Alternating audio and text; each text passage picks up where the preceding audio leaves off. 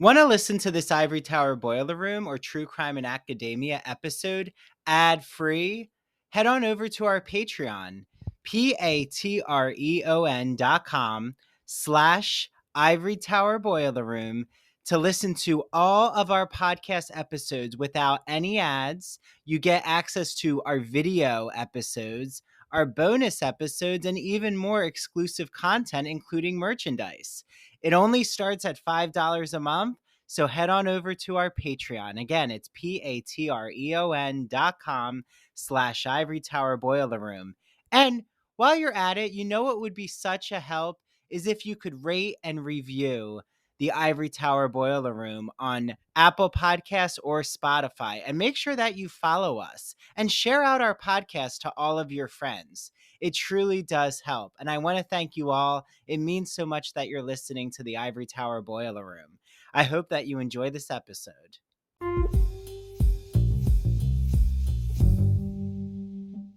When you're seeing, say, Boys in the Sand, we'll use that as an example. You go to that 55th Street Theater. You're literally a block away from Studio 54. Like, just picturing this in our minds. Maybe it's a little more than a block, but you're one street away from Studio 54. Disco's pulsing. Like, that queer community in the disco club was so empowered. And do you feel that this is a loaded question, but have we lost that 70s liberation? Because I do feel that was a time of living. Like, that was a time of empowerment for the queer Uh, community, even with prejudice, of course. it's a very good question. We have lost it and we haven't.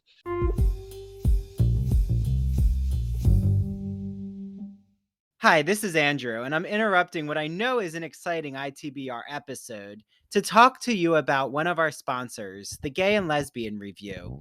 Discover new things about gay and lesbian literature, history, and culture with a subscription to the Gay and Lesbian Review, a bi monthly magazine of history, culture, and politics that publishes essays in a wide range of disciplines, as well as a slew of reviews of books, plays, and movies, and a number of special features, such as artist profiles and our popular art memo column. Each issue of the Gay and Lesbian Review brings you consistently intelligent, lively, thought provoking articles focused on a unifying theme, and it brings together the leading minds on the topic. You won't find a lot about the latest dating fads or fashion trends, but you will definitely find articles about online dating, like using Grindr as a social phenomenon, or even the gay influence on 20th century fashion. Did you know that I've actually interviewed 3 Gay and Lesbian Review contributors? Make sure you listen to my Ignacio Darnad Breaking the Gay Code in Art episode, where Ignacio explains that key artistic figures like Michelangelo, Donatello, Thomas Eakins, J.C. Leyendecker, and Thomas Finland all have really explicit homoerotic artwork.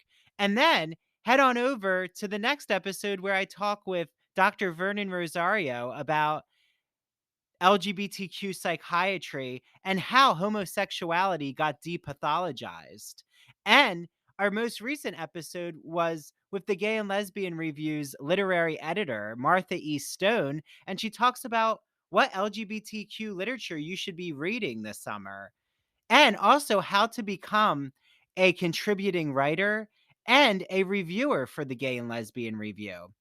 To subscribe, visit glreview.org. That's glreview.org. Click subscribe and enter the promo code ITBR to receive a free copy with any print or digital subscription. And as an added bonus, you also receive online access to all of the Gay and Lesbian Review's archived issues. All of them. Okay, enjoy your reading, everyone.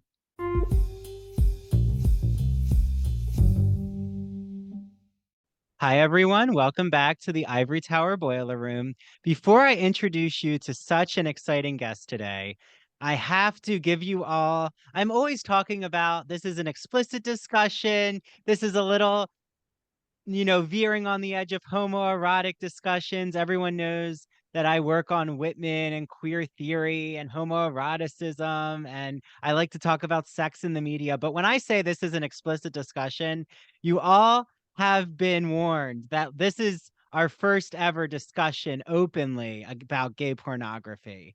And it's not going to be the last, because eventually I want to have a pornography actor on in the industry, because I think that would be a fascinating study.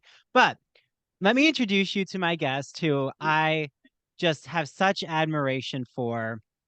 I used him in my dissertation, and he wrote a book that I think is so foundational for anyone who's studying male homoeroticism. So I should have asked him first how to pronounce his last name, but I think can get it. So Dr. Thomas Woe, or is it Waugh. Woo? Waugh. Waugh. Okay. Oh, just like the British writer. That's it. Okay. Dr. Thomas Waugh, who is a Canadian critic, is what his bio says. He is best known for his work on documentary film and eroticism. He really specializes on gay pornography, on eroticism in arts and culture. I know that we're going to get into his canon of writing, but it spans all the way from 1977 up until the present day. And he actually went to Columbia University for his PhD. I need to talk to him about that experience with the work that he does. And he is the Distinguished Professor Emeritus of Film Studies and Interdisciplinary Studies in Sexuality. So, yeah, without further ado, here is Thomas Waugh. How are you, Thomas? I'm great. Hello, everyone. Hello, Andrew. Hello. Well, so I was talking to Thomas first. I think it's helpful for the audience and for me to learn as one of your devoted now fans. And, I'll get into, he's already seen how he makes an appearance in my dissertation. But before we get into Hard to Imagine, which is the book that I have been teasing the audience with, which I think is just so foundational for anyone who looks into erotic art. And if you're going to look at male same sex representation in film and photography, your book is at the top. But before that, how did young Thomas, make his way to Columbia? Like, was there this mission in your mind of, okay, I know that I need to study eroticism. Like, there's something about this culture that just fascinates me. Like, how did that enter your mind? The path was a little bit circuitous. In the late 60s, I was an English major, and I was very impatient with that discipline. It was pretty stodgy. And I loved the movies, and I didn't really know what to do. So after I finished my BA, we have something called CUSO in Canada, which is our version of the Peace Corps. And I said, I've got to get out of here. So I spent 2 years in India with CUSO teaching English in India, which they don't need because they have like 500 million English teachers who are unemployed already in India, but whatever. So I was there for 2 years, sort of looking for myself. And during that time, I came out to myself fully as a gay man. I already knew it, but I decided to do something about it. And I also made a decision to drop English literature and move into film studies. So from over there, I applied to several places for graduate work, including Columbia. Columbia was the only place that offered me money. So I grabbed it, and I ended up in Columbia in 1972 for my Master of Fine Arts and then eventually my PhD. So I was 4 years in New York City. And if anyone wants to come out, New York City in 1972 is a pretty good choice. Wow. So 1972, you're there in New York City. And this is your first time ever in the States? is when you went to Columbia? No, I mean, Canadians very often have take holidays, vacation in the States, or I think we'd gone to the beach in Maine once or twice, but this was the first serious immersion in American culture, and Manhattan's a good place to do that. Yeah. So, do you miss that Manhattan culture now? Like, because I think you don't live in Manhattan. No, I do a little bit. It was very exciting. I established in 4 years, you establish friendship circles and intellectual communities and political communities. And when I got my tenure track job in Canada in 1976 in Montreal, I had to leave all that behind. So that was like a big displacement. But of course, I kept trying to keep in touch with everyone, and I have very, very fond memories about those 4 years in Manhattan. Yeah. Well, so let's get right into it. Which is, the work that so 1972, you're in Manhattan. What year did you get your PhD? Was it 1972? No, I finished my coursework in 76, wrote my comprehensives, and I had to finish my dis. But in those days, I was able to get a job without having a final PhD. So I Mhm. came up here, thought I'd be able to finish my discs in a year or two, but it took me 5. And it wasn't a queer topic at all. It was a sort of a new lefty documentary topic. Mm. And I was sort of postponing the vision of doing something queer professionally in film studies. And as you mentioned, it really wasn't only until, uh, well, a little bit later that I started publishing on queer cinema. Uh, and that was really an important shift. Yeah. Well, a nice quick search on your Wikipedia shows that, you have to question Wikipedia, but I feel like Wikipedia now is a pretty, reliable source of publications. But so when I see that you published Who Are We? A Very Natural Thing, The Naked Civil Servant, Films by Gays for Gays in 1977, was that your dissertation? No, no. Ah, What happened there was Jump Cut was a very important tabloid newsprintish new left film publication in the States. It was wonderful and I loved it. However, after I started reading it around 1974, they published a critique of a film, a Clint Eastwood film. And the big heading, the title of the film was Tight Ass and Cocksucker or something really homophobic. And I wrote them a letter saying, "What are you doing? This is insane. Uh, it's a stupid homophobic film, but your review doesn't have to be homophobic." Um, and they apologized and recruited me to write for them. And they were very smart because here I was, fresh talent, waiting to write, and there I did it. So it was called Films by Gays for Gays, mm, and I submitted it to them, and they helped me in the editing process. It was wonderful. Um, but it wasn't specifically about eroticism. I think I was being a little bit coy. It was about maybe what you might call gay social realism. One of those films was a documentary that we know by the title Word Is Out now, which is like an epic, the first lesbian and gay lib epic documentary from, I think it came out that year, 78. Can't remember exactly.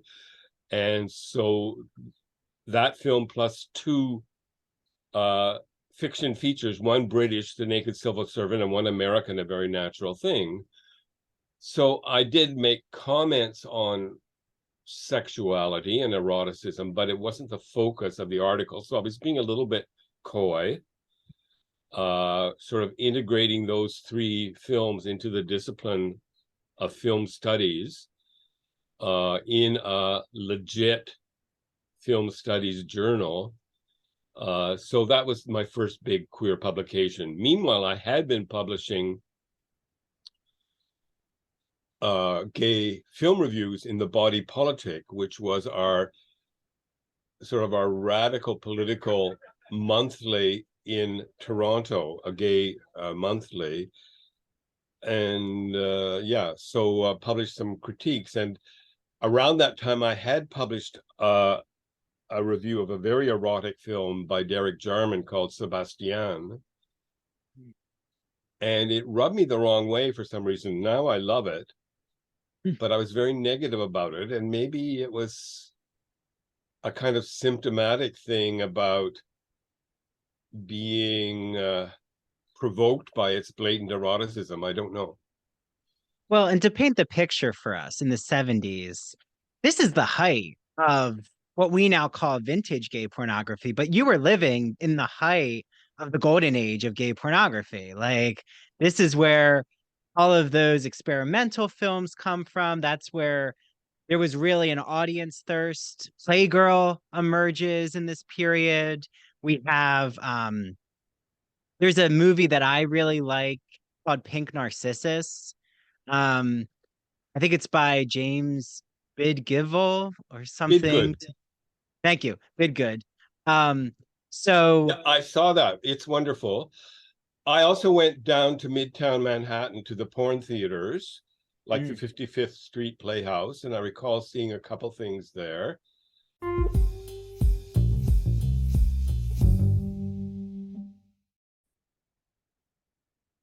Hi, everyone. This is Dr. Andrew Rimby, and I'm so excited to be talking about Broadview Press. You might be asking, what is Broadview Press, Andrew? Broadview is an independent academic publisher in the humanities that produces high quality, pedagogically useful books for use in university and college classrooms. They publish in the humanities, mainly English studies, writing, philosophy, and history, just to name a few genres. And recently, I had on Dr. Jason Holt, who wrote all about the philosophy of sport. And what better summer episode than to talk about what happens when a philosopher dissects the beautiful aesthetics of sporting culture? In the spring, I had on doctors Kyle Stedman and Tanya Rodriguez to talk about what is sound writing, how to make audio projects in the college classroom, how to even have your students create podcasts. And then in the winter, I had on Dr. Jeffrey Weinstock. He talked about analyzing pop culture. Yes, I even sneak in some Real Housewives questions and how to teach composition and make it fun. He uses this whole metaphor about being a mad scientist in this gothic lab. And in the fall, I had on Dr. Ann Stevens, and she talked about literary theory and criticism. And yes, the university season is upon us. So, what better way to talk about the college classroom than to actually understand what is literary theory? That's a wonderful episode for all of you out there who teach literary studies. I love Broadview Press. Make sure you use their exclusive code. It's Ivory Tower on broadviewpress.com. You get 20% off all Broadview Press publications. Okay, until the next Broadview Press interview. And now back to the Ivory Tower Boiler Room.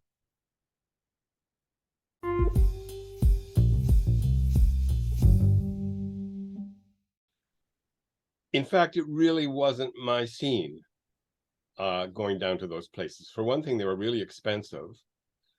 And for another thing, I really wasn't into public sex at the time. I was a film scholar. I wanted to see the fucking movies, you know, stop pawing me, leave me alone, let me watch the movie kind of thing. It was like very weird.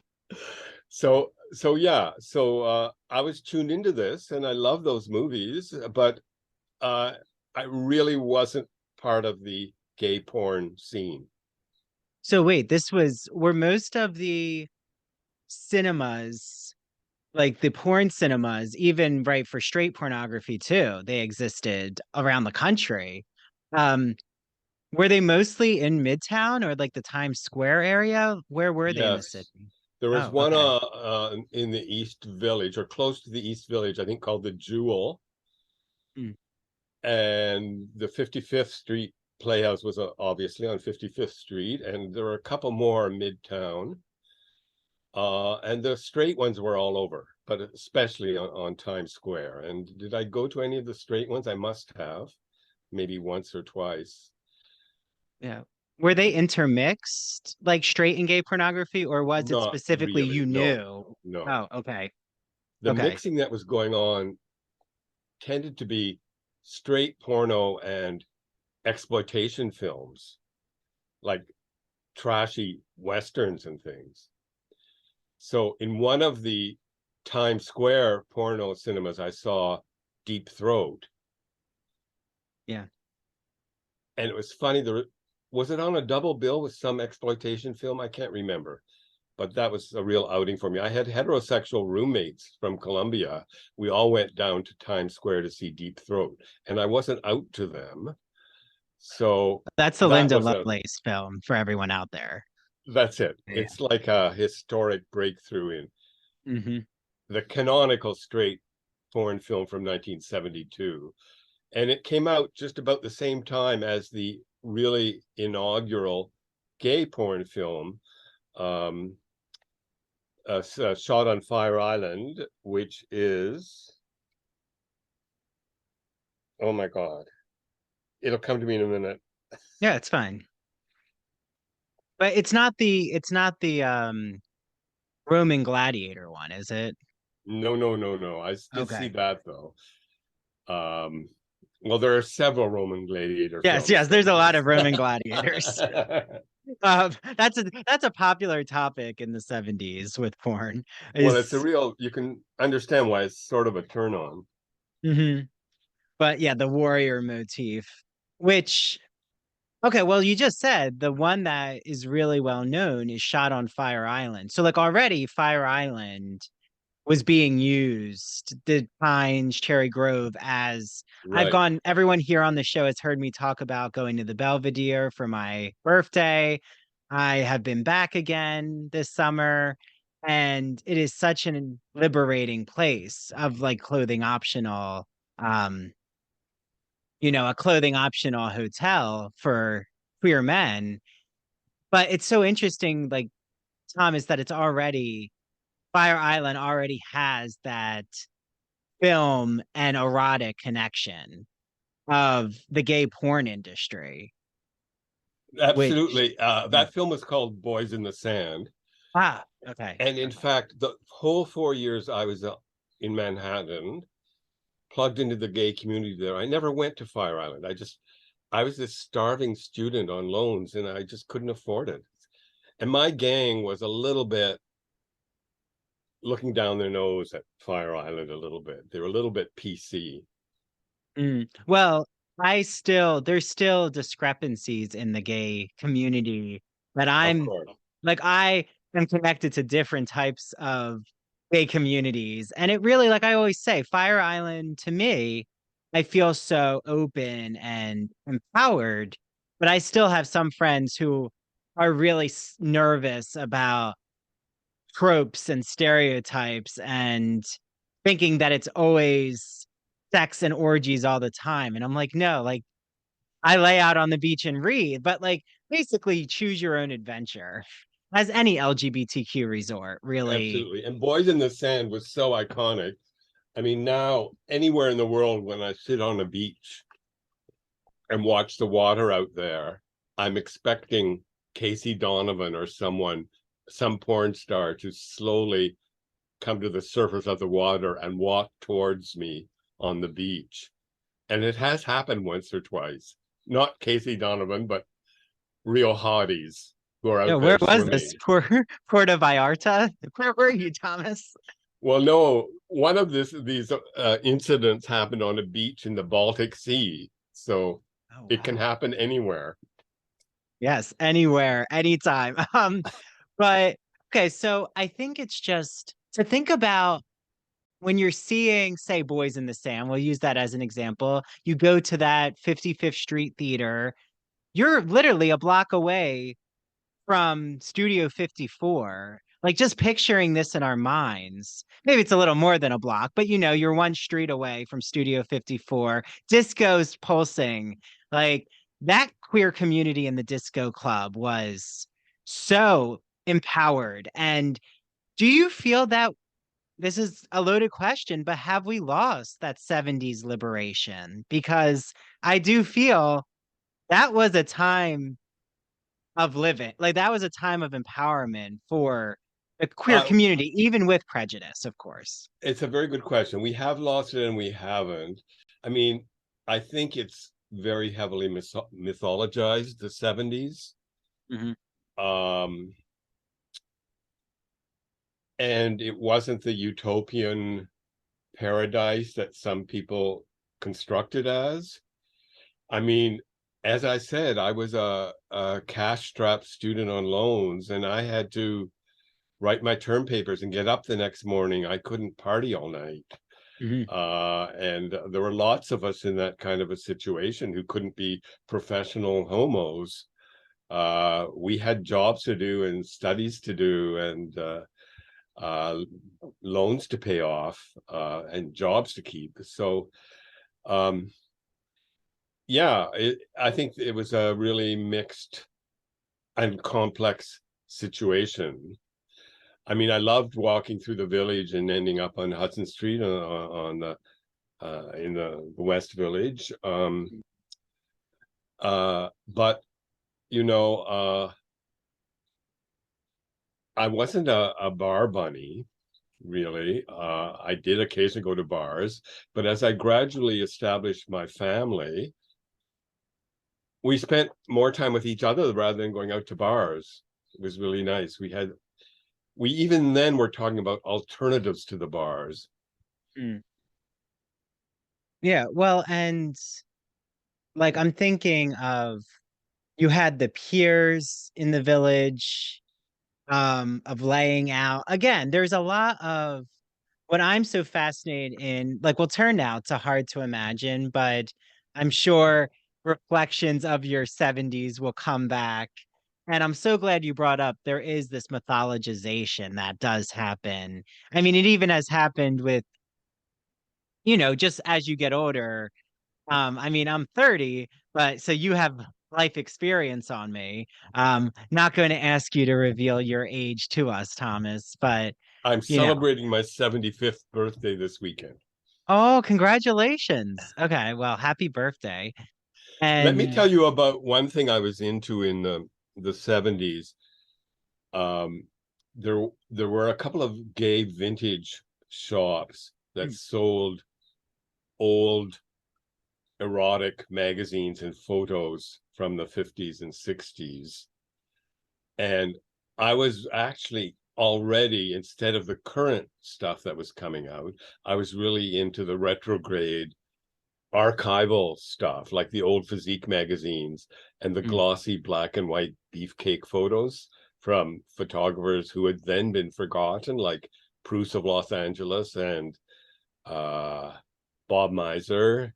And so that was really what I was interested in, or one of the things I was interested in. And this led directly to Hard to Imagine. okay. But it's just fascinating that these shops existed. Like, I guess when I say have we lost things, I feel what we've gained is in media, in Yeah. digital media, and in social media. I mean, I'm so connected to even gay porn scholars on social media, or like when I was saying, this isn't going to be the only episode we'll do about um gay pornography. It's because I have reached out to Mark McNamara, who is the director for is a one of a director for Naked Sword porn company, and I like know the Playgirl social media presence, and Bob Miser has a social media on Instagram where you can see his photos. I have a friend who does a project called Queer Modernisms. I have a friend who does Breaking the Gay Code in Art, who like they all have used you as a touchstone. And so it does live on. And I guess the nostalgia is for the space, right? For the physical space, is that nostalgia of, okay, well, there are no cinemas now to go to. There is no, vintage store to get the physique magazines. Um, but at the same time, I don't want, to paint this Pollyanna picture of Thomas that you were like able to be fully out and about in your Columbia University presence. I mean, that's a question I have for you. Do you feel that you were able to be that same Thomas who went to the No, vintage no, store? I wasn't. Yeah. Maybe I just didn't have the guts, but I really wasn't. I had four roommates from my year at Columbia, and I wasn't out to them at all. I mean, I would go to the gay dances on the Columbia campus that were like once a month. And I met a wonderful boyfriend in the elevator in my building at Columbia, but I really wasn't out. And I was dying to find a plug-in in the discipline of film studies that was queer.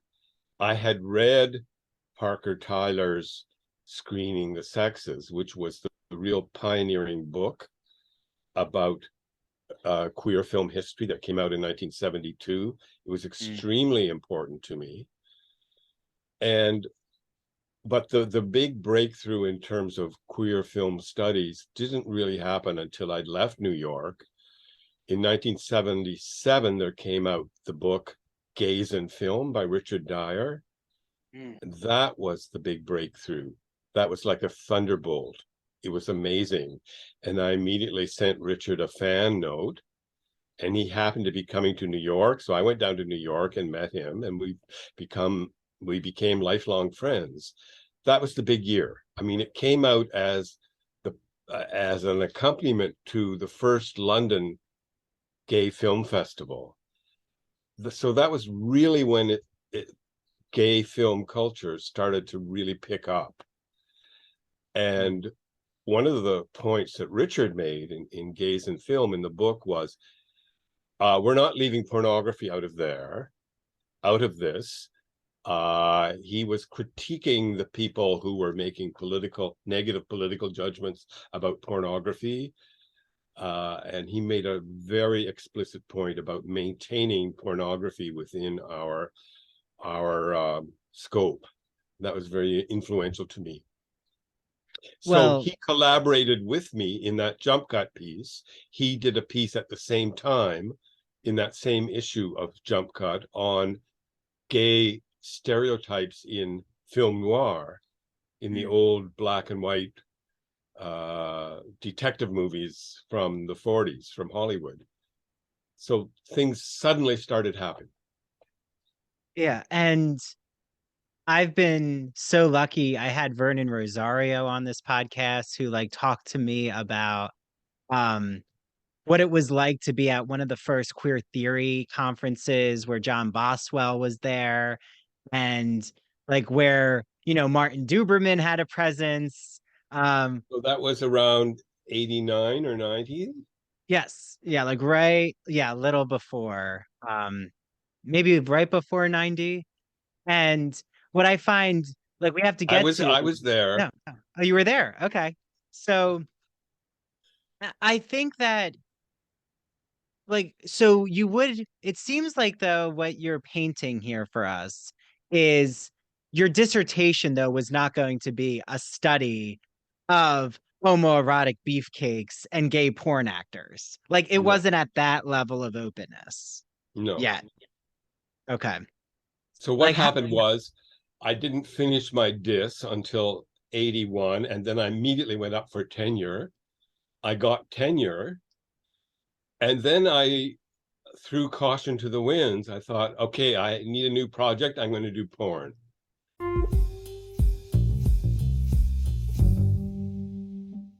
Hi, everyone. This is Andrew, and I am interrupting what I know is such an exciting Ivory Tower Boiler Room episode to tell you all about one of my favorite podcasts.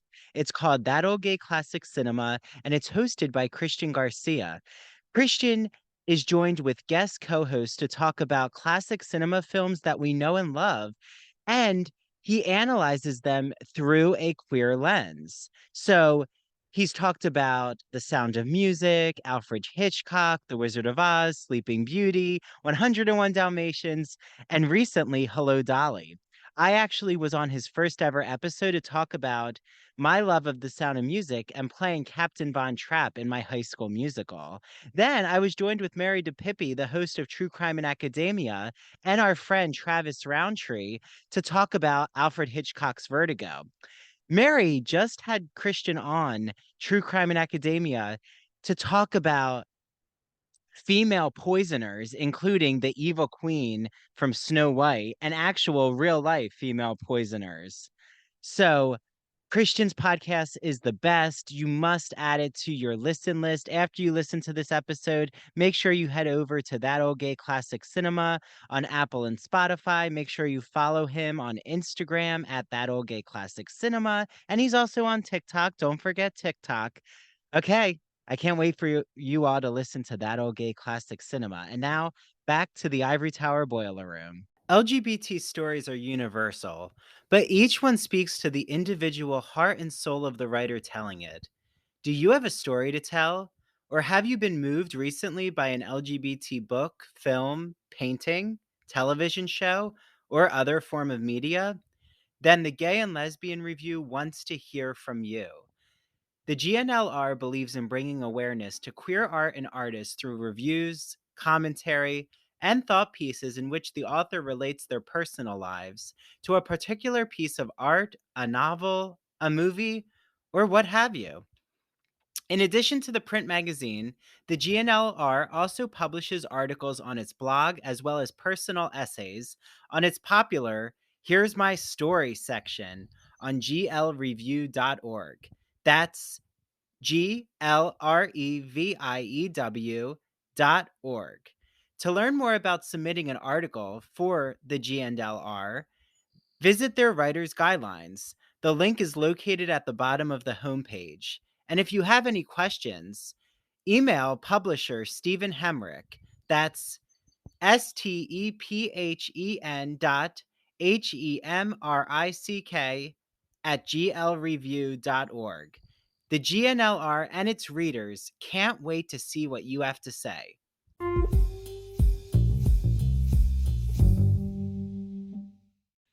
And I went down to the Kinsey Institute the next year and just was bowled over. I couldn't believe what I saw.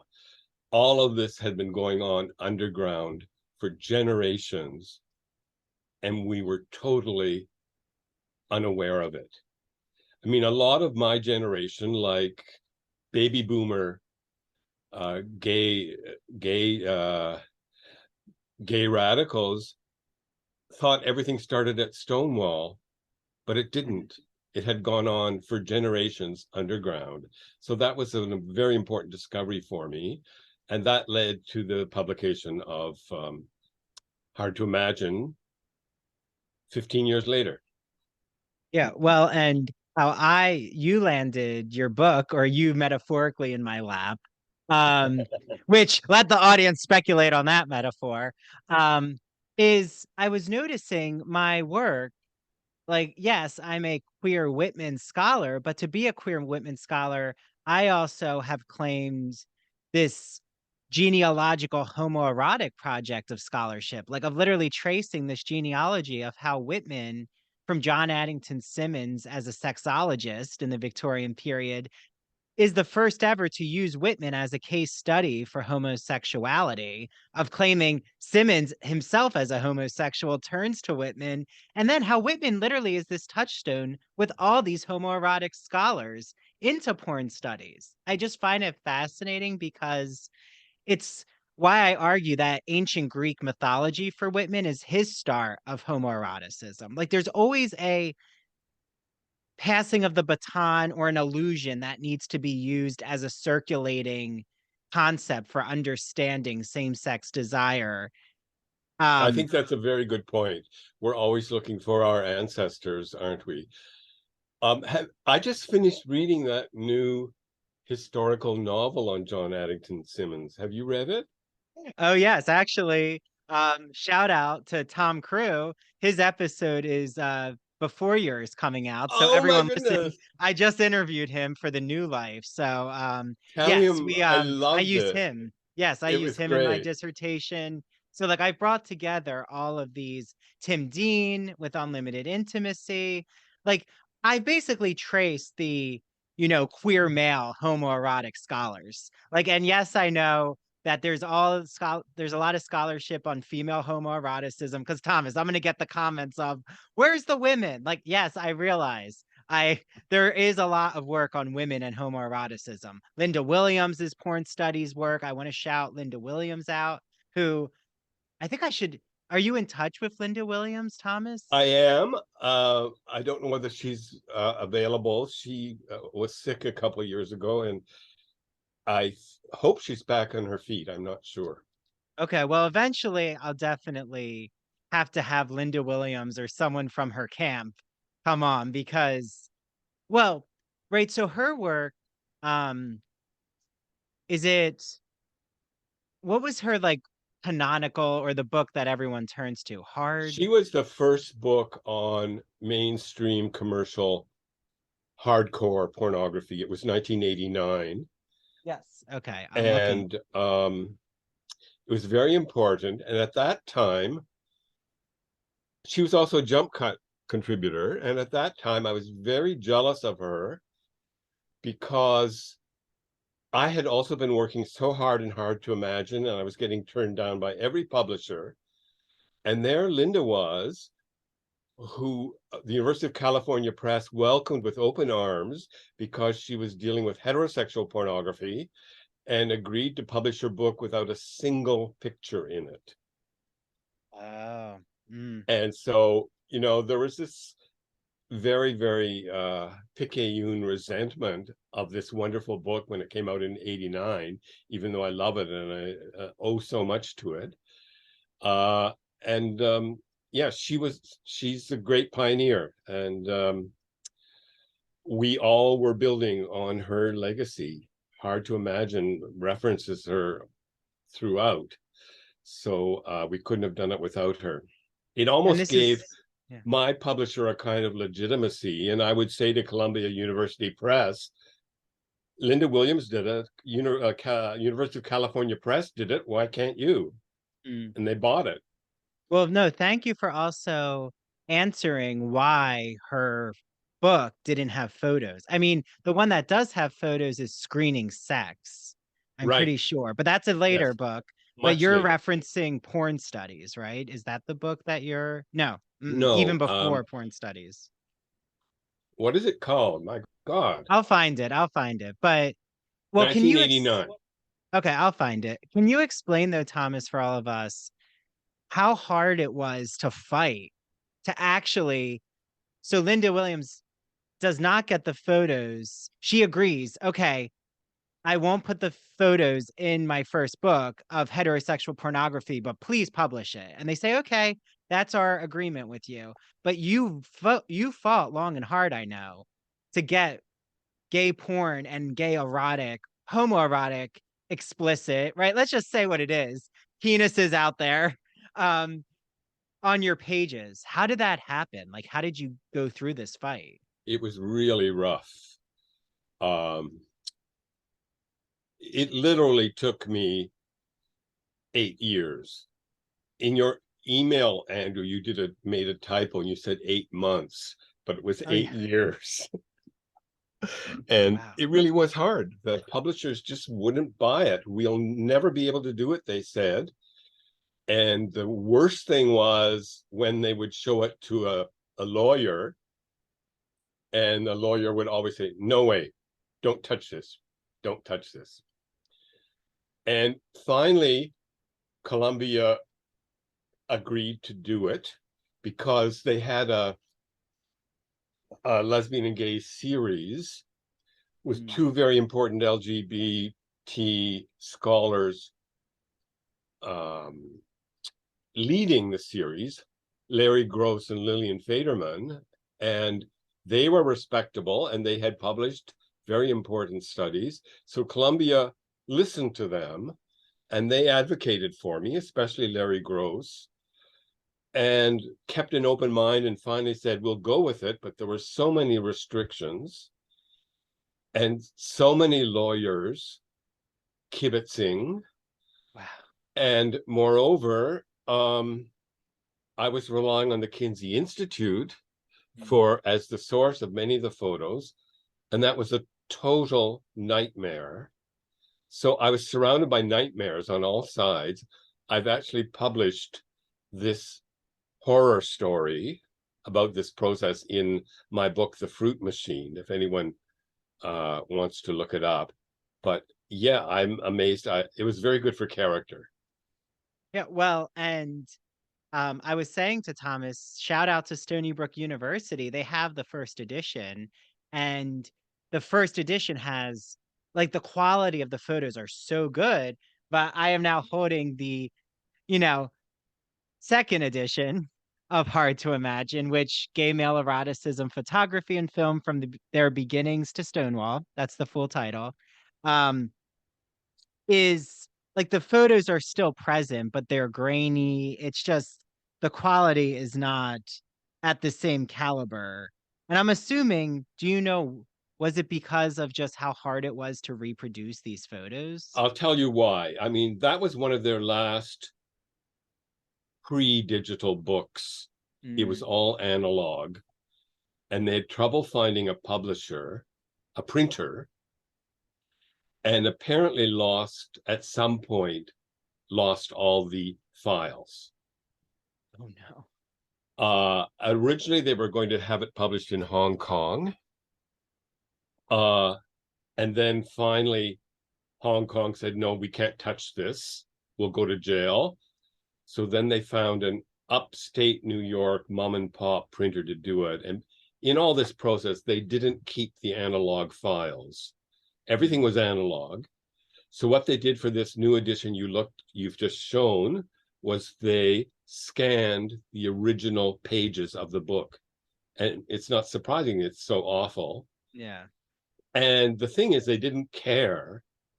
If they'd asked me, I could have produced a lot of them, but they didn't understand that this was the essence of the book, the quality of these images. They didn't get it. Yeah, that's what you're analyzing. I mean, I have a little uh marker in here. I'll just read a quick quote, but this is the section that I really one that I turn to the most for my work is there's a section in beginning is called looking versus being looked at. And this is where you lay out the foundation of Narcissus, the mythology, and why it's so present in terms of cruising, in terms of just homoerotic spectacle. And so here's just one quote that I love. It says, and this is Thomas's words. Some motifs like Narcissus or the watched sleeper are borrowed from traditions of heterosexual eroticism, while others, such as sports spectatorship or a reader turning onto an image within the frame, may well be unique to homoerotic culture. And then on the next, on that next page are just such like intriguing photos. Um, and now it makes sense. They were coming from the Kinsey Institute because I was like trying to trace these photos and What I'm page are like you I on? page 42 and 3. Um you have like images of men looking at themselves in the mirror. One is um Right. kissing himself, actually almost tonguing himself, doing a French tongue Yeah. thing. One is that physique bodybuilder looking, at himself in the mirror. And then the other is literally in the act of masturbating. And And then the final one is actually from a movie, and it was very okay. important for me to include movies, and that's from actually one of the first ever gay artistic films from 1926 by Jean Cocteau. Okay. So, And yeah, but how did you actually trace these, like all of these photos that you were going to analyze? Because like you said, they are not, just for decorative appearance. These are literally speaking to your argument about gay eroticism from antiquity to Stonewall. So like, is this something you had well, just the guy found on the these? upper right the photographer who did the one in the upper right of this oiled up hottie in the mirror, I actually met in California, Richard Fontaine. Oh, That was wow. wonderful. And he shared so much with me. He was an elderly guy living, I don't even remember the name of the town in California. Um, and you can tell even from the credits there, I'm relying on maybe a friend or two who were also interested in gay history, who had little collections. And the Hirschfeld photo from the Narcissus one was published by Magnus Hirschfeld in his big encyclopedia of homoerotic art, of erotic Mm. art from the 1920s. And of course, that whole legacy was destroyed by the Nazis, as we know, in 1933. But we've been able, there are lots of copies of the book in the West. So I was able to take that, I believe, from one of the books, or maybe it was from the Berlin Gay Archives. I don't remember exactly. Mm. So you have to know your way around all the various sources. And I was lucky I had some funding. And, for me to go to California and track down this guy, Richard Fontaine, was a thrill. And he was so excited that someone was interested in his work. Um, and I mean, his work to our eyes now from the 50s looks really tacky, you know, like some of these gladiator movies of bodybuilders prancing around a swimming pool in a little tunic. But they're really hot. They're silly and hot. And he was so proud that I had tracked him down. Yeah, well, and for the audience out there, I'm going to ask Thomas, if it's easy for him to send photos, you know, maybe if you have these, at your disposal, if you want to send a few of your favorites to me, or even the ones you just described, I'll share them on our social media. So Super. they Okay. can be out there. I will do right with the errors of the second edition. So whatever Let's you want to do it. send my way, Thomas, I will share out. But And the um other thing that's yeah. happening is that I'm so frustrated by the quality of the book you have there that I'm going to set up my own website and upload the entire book with quality illustrations to the website. Oh, that But would be that's going to take incredible. a while. So it'll, That's fine. That's incredible though. Thank you for doing that, Thomas. And I think though we definitely have to talk about the perils now. But something I'm facing right now is like even having this discussion, which I is at the core of who I am as a homoerotic scholar and just so invested in how literature and media, how all of plat these texts, I'll say, mixed together, is you do though put a scarlet letter or a certain lightning rod on you. And I know you've had um so many years of thinking about yourself in the field of, say, porn studies. And sometimes I wonder, like, I know who does porn studies, but I do wonder, okay, how did that university take a chance on them? Like, there is you open yourself to a vulnerability. So I guess my question is, like, just, Thomas, how did you navigate that? Because I feel it is difficult when you study sex, especially gay eroticism and queerness, and you go there. Like you're not going to try to hide the work you're doing. It's a perilous pathway. it is.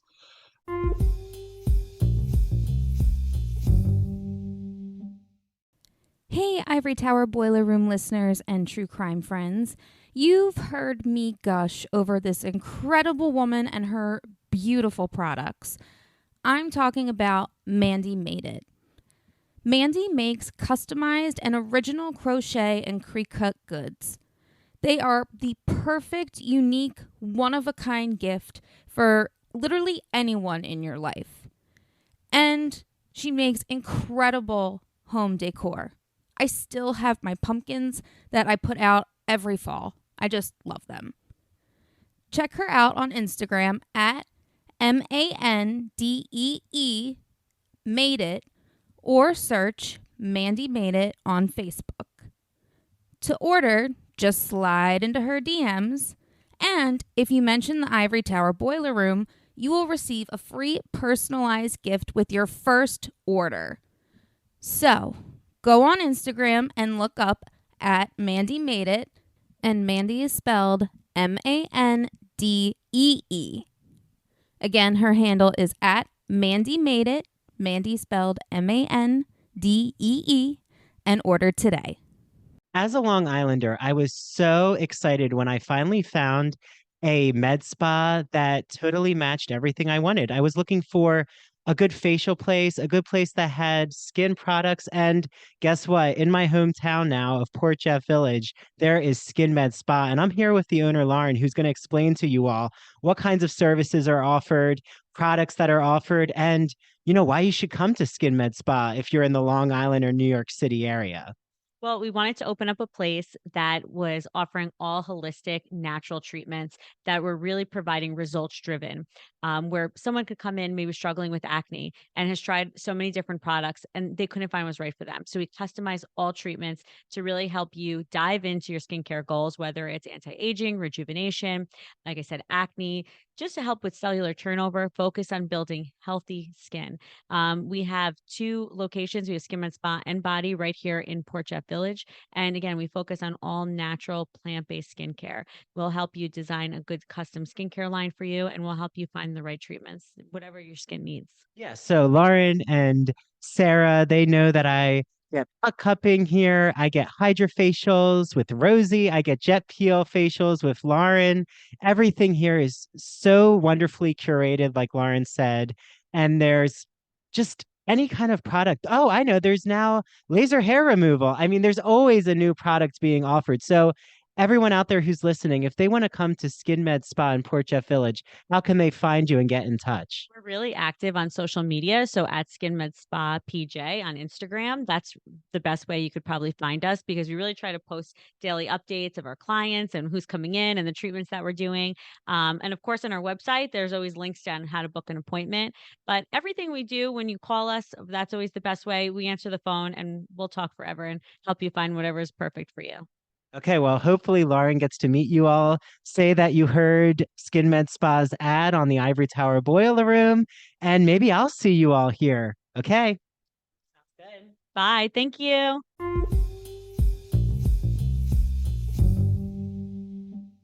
I mean, I should just say again up front that I'm really indebted to Columbia for really going out on a limb, despite their obnoxious lawyers. And despite their CEO, who insisted that the book not have a picture on the cover. Can you believe it? That's why there's no image on the cover. Okay, so hats off to the Columbia. But I was lucky in my situation. As I told you, I got tenure in 81 in a very liberal university and in a liberal faculty of fine arts, where there's a feeling, a community feeling of tolerance and diversity. I was really lucky. And so I sailed through the approval processes for my funding, for my promotions, because these were all, downtown artists working in the Faculty of Fine Arts who appreciated this kind of spirit. If I'd been in a more traditional department or a more traditional faculty, it wouldn't have been so easy. So yes, I was taking a risk, but I was in a very comfortable environment that was encouraging me. So at the same time, there were risks. One of the stories I tell in the Fruit Machine saga is how at one point Kinsey threatened to sue me because I was publishing in places like the Body Politic, and they made me sign an agreement only to publish in scientific publications. And for me, a gay lib historical and cultural journal is a scientific publication, but they didn't buy that at first. So that was another thing I had to work out. So there was that kind of a risk going on to establish the legitimacy of my work with places like the Kinsey. And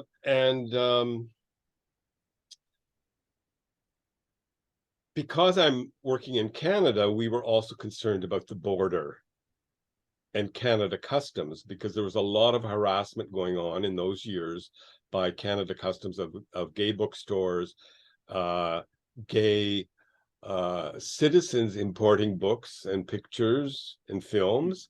There were censorship bodies in every province.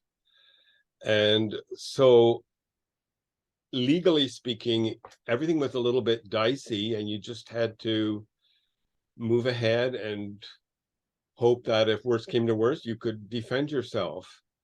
And I guess I was pretty lucky. At one point, I had to testify at the trial of the Vancouver LGBT bookstore, Little Sisters, who had sued the federal government because they couldn't import books anymore. Everything was being stopped at the border, and they just were being closed down by this harassment. So the situation up here was pretty bad. I mean, in the States, it was uneven. I think every jurisdiction was a little bit different. Mm-hmm. But yeah, so we had to keep an eye behind us. And who knows what was being discussed behind the scenes. And maybe the fact that I was established in non-queer areas, as like documentary, helped me just navigate all of this. It's probably true, but yeah, it was very tricky. Well, and at the end of the day, the way like I feel is there's such a passion I have for studying these topics that you get to a point, right, where you're not going to feel dissuaded. You're not going to want to diminish your passion, and like attracts like. Like I feel that a place that would not want this work being done or being taught to their students, they're not going to hire you then. Or like they'll hire you under false pretenses, and then you try to go into your passion and they put the kibosh on it. So then was it like, is it, in my opinion, it's better to probably be transparent about the work you do. Absolutely. Even But though it until I feels, got tenure, I was a little bit discreet, just a little bit, not too much. And at my tenure hearing, I was afraid I was going to be fag baited. But in fact, I was red baited, because this documentary work I was doing rubbed one or two of the dinosaurs in the department somewhat the wrong way. So that went counter to expectations. The fag stuff, they just, passed right over.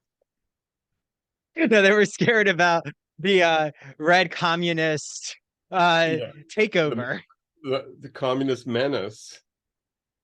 They were in this McCarthyist type era thinking. Yeah. Interesting. Okay. Well, and do you feel that, like, since we have a few more minutes, I have to just ask, do you think that is porn studies flourishing in your opinion? Like, has there been the discussions about Pornhub and XTube? Like, do you think now there's so much? Definitely. Yes. Okay. The legitimacy is indicated by the existence of this scholarly review called Porn Studies that's available online. And a lot of very interesting research is going on the new social media platforms like Pornhub. It's wonderful.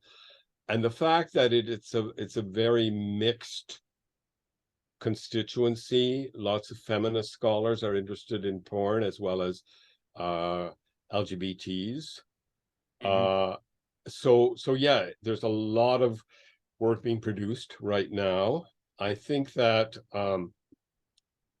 there are also a lot of people who are still uncomfortable with porn and with sexuality. In fact, I would characterize the what's going on now as a kind of renewal of the sex wars.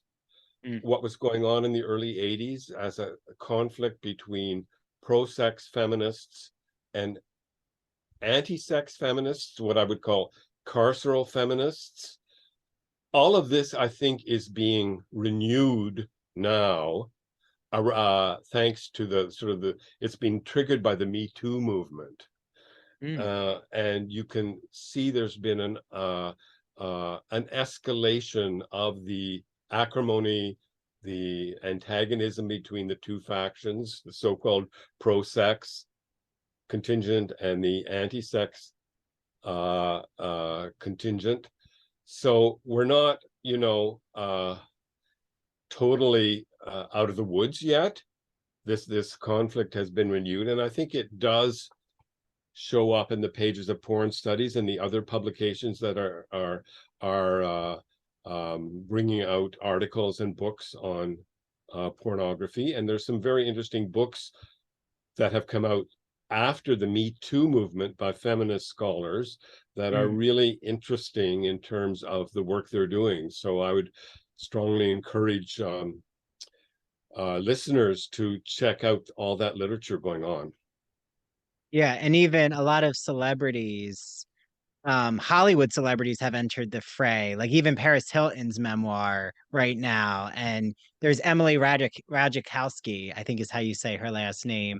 Like she weighed in on consent culture. So, but how about I do have to ask then, since you brought up the Me Too movement, well, how about, of course, the backlash? I think a lot of censorship questions right now are framed under anti-LGBTQ, like the book banning concerns in the States. And like that's where I think more my headspace is of my friends of mine who do such explicit, I feel triggers a reaction, but who just openly discuss eroticism, I should say, instead of saying explicit. Um, that they're concerned because they're in states where these laws, like I know, thankfully in the North, hopefully we'll be free of a lot of these concerns. But there's friends of mine who do porn studies work. I'm sure you know those who are in the South, and this is impacting now their teaching. You know, Absolutely. No, we're going through a very scary time. Uh, your word backlash is a very apt word. And this contingent is really out there, and we need to uh, not lower our guard. There's a real battle going on, and we need to stand up for freedom of speech and freedom of desire.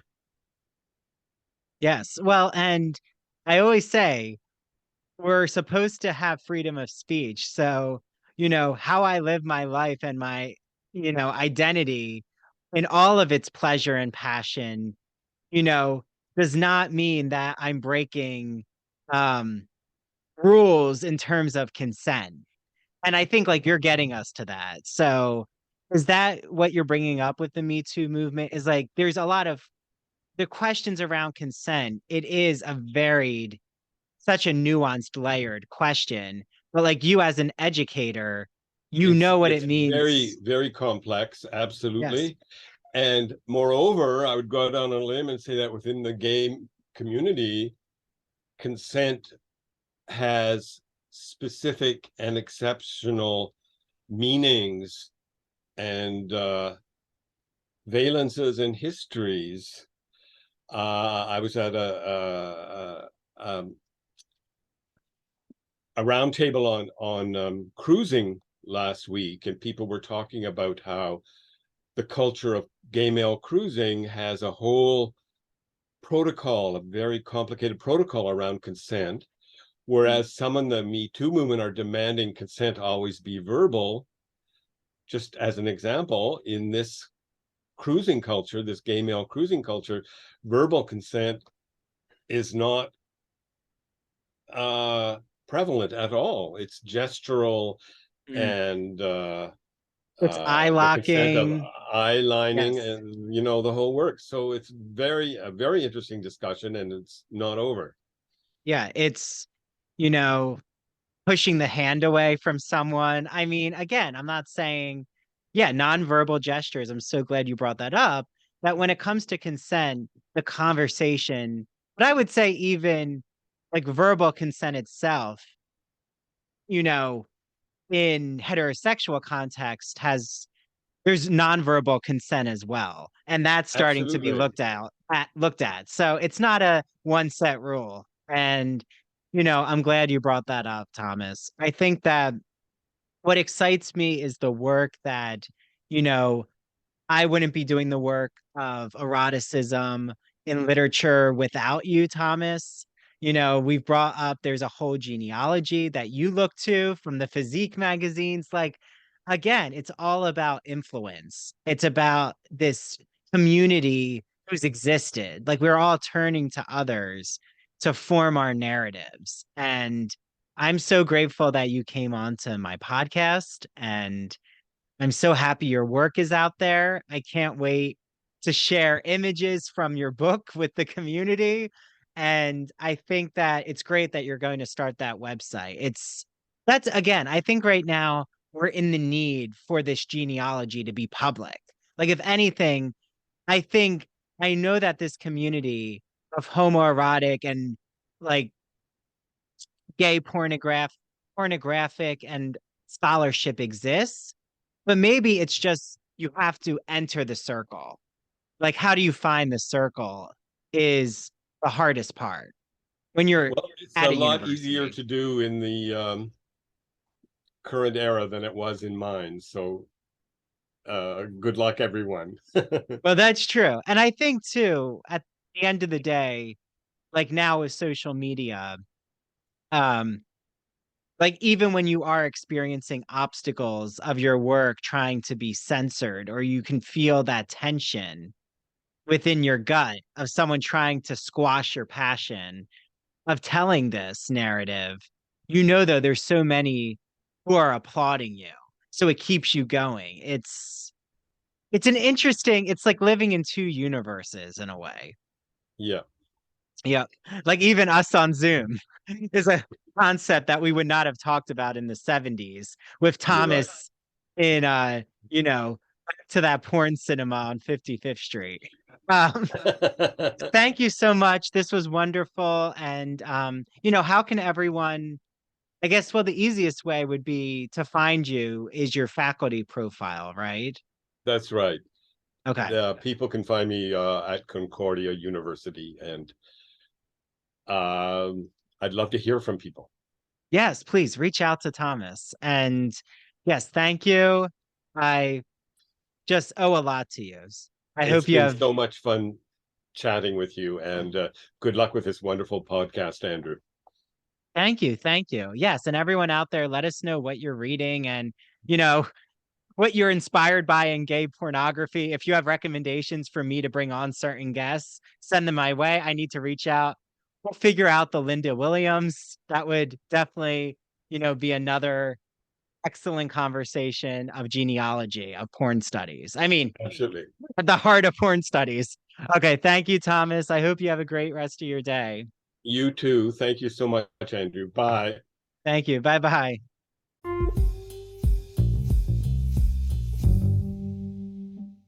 Thank you so much for listening to the Ivory Tower Boiler Room. This is Andrew Rimby, the host and director of the Ivory Tower Boiler Room podcast. I am joined with Mary DePippi, our chief contributor and host of True Crime in Academia. Please, if you're not, make sure that you follow the Ivory Tower Boiler Room and True Crime in Academia on Instagram and Twitter and TikTok too. Remember our TikTok. That's where all the exciting video clips are posted. Make sure that you join our Patreon if you want more Ivory Tower Boiler Room and True Crime in Academia content. All the video interviews are on our Patreon. All of our bonus episodes are on Patreon. And it just means so much for you to join for $5 a month. You unlock all of our bonus episodes. And also, it just helps support the Ivory Tower Boiler Room. Thank you so much for giving Mary and I a needed jolt of caffeine for coffee. Thanks for the $5. Head to patreon.com/Ivory Tower Boiler Room. We cannot wait for you all to listen to our summer season. There are so many exciting episodes. And we're also celebrating 3 years of the Ivory Tower Boiler Room podcast. So, without further ado, thanks for listening. Make sure you listen to the next episode next week and have a wonderful summer season, everyone. Okay, bye now.